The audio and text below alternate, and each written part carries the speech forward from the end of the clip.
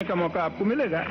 वो हमसे डरते हैं, हमारा उसको भरोसा नहीं है, हम उनका भरोसा नहीं करते, इस तरह से काम नहीं चलेगा। उनका एक दूसरे का विश्वास पैदा करना चाहिए, तब काम चल सकता है। तो मजदूर का धनिकों के साथ झगड़ा, और ये जो और लोग हैं वो आपस में झगड़ा करे, प्रांत प्रांत का झगड़ा, कि हम इस तरह से आपस में सब झगड़ा करता रहे तो हमारा काम ये है कि हम हिंदुस्तान में कोई भी प्रांत के पड़े हैं, हम हिंदुस्तानी हैं और हमारा प्रथम कर्तव्य हिंदुस्तान की हिफाजत, हिंदुस्तान की रक्षा और हिंदुस्तान की आजादी को उसकी अच्छी तरह से शोभे दीपे इस तरह से बनाना तो सबको साथ लेके ऐसे राष्ट्र के पर्व पर जो पहले हमें जब आजाद थे जो खुशहाली थी उसी प्रकार की खुशहाली हो, प्रकार मुल्क को उठाना हो, मिलजुल कर काम करना है।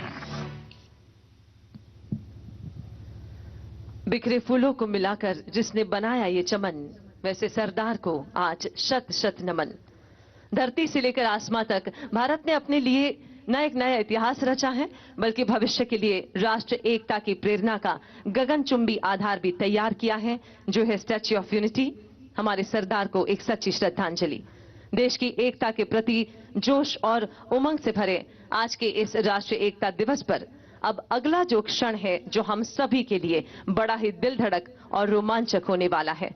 आज जहां हमने इस एकता परेड के जरिए हमारे देश की सीमा सुरक्षा और आंतरिक सुरक्षा देने वाले जाबाजों की निष्ठा और ताकत देखी, तो साथ ही में हिंदुस्तान के इस खुले आसमान में हमारी सुरक्षा निश्चित करने के लिए पहरा दे रहे भारतीय वायुसेना के फाइटर एयरक्राफ्ट कुछ ही क्षणों में यहां से गुजरेंगे और हमें भारतीय वायुसेना की ताकत का परिचय देंगे। आज राष्ट्रीय एकता दिवस पर सरदार को सलामी देने का ये जज्बा है इंडियन एयरफोर्स का।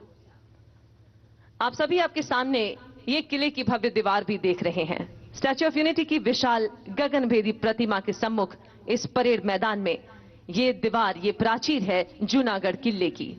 ये प्रतिबिंब लगभग 2300 वर्षों का इतिहास समेटे वर्तमान को एकीकृत भारत का गौरवशाली प्रतीक है। भारत की आजादी की घोषणा के साथ ही भारत के एकीकरण की विशाल चुनौती सरदार पटेल के सम्मुख थी। जूनागढ़ के तत्कालीन नवाब जूनागढ़ को पाकिस्तान में मिलाना चाहते थे, किंतु जूनागढ़ रियासत की समस्त जनता भारत के साथ रहना चाहती थी। सरदार पटेल की दृढ़ इच्छा शक्ति व कूटनीति के परिणाम स्वरूप राजनैतिक अड़चनों के बावजूद 20 फरवरी 1948 को जूनागढ़ भारत का अभिन्न अंग बन गया। जनता की भावनाओं का सम्मान करते हुए तमाम चुनौतियों के बावजूद भी जूनागढ़ का भारत में विलय करके सरदार पटेल ने भौगोलिक एकीकरण के साथ साथ भावनात्मक एकता का भी बीज बोया। जूनागढ़ किला हमें सांस्कृतिक विविधता व भौगोलिक विषमता के बावजूद एक सूत्र भारतीयता में बंधे रहने को प्रेरित करता है, साथ ही सरदार पटेल के सशक्त भारत की याद दिलाता है। आइए जोरदार तालियों के साथ हम हमारी श्रद्धा, हमारा प्यार उन तक पहुंचाते हैं।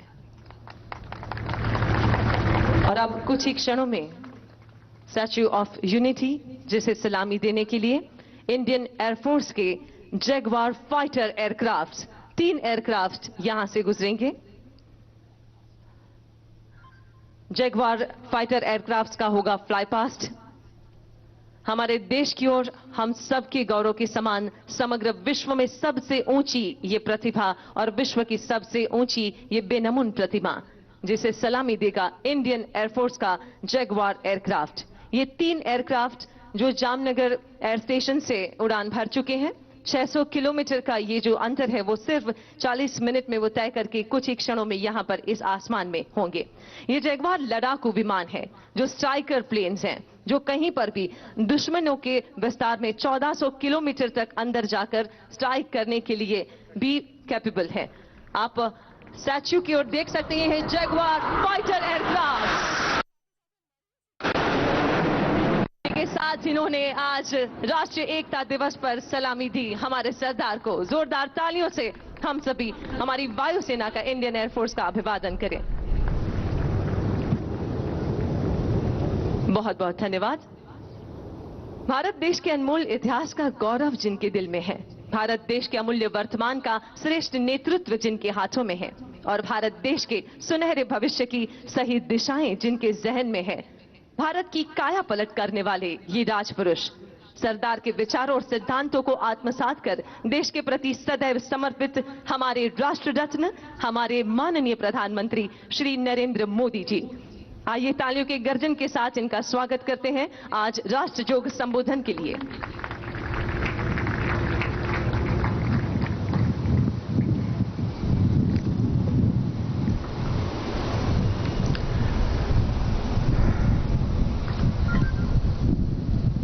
हम सब ने अभी लौह पुरुष सरदार वल्लभ भाई पटेल की दूरदृष्टि से भरी हुई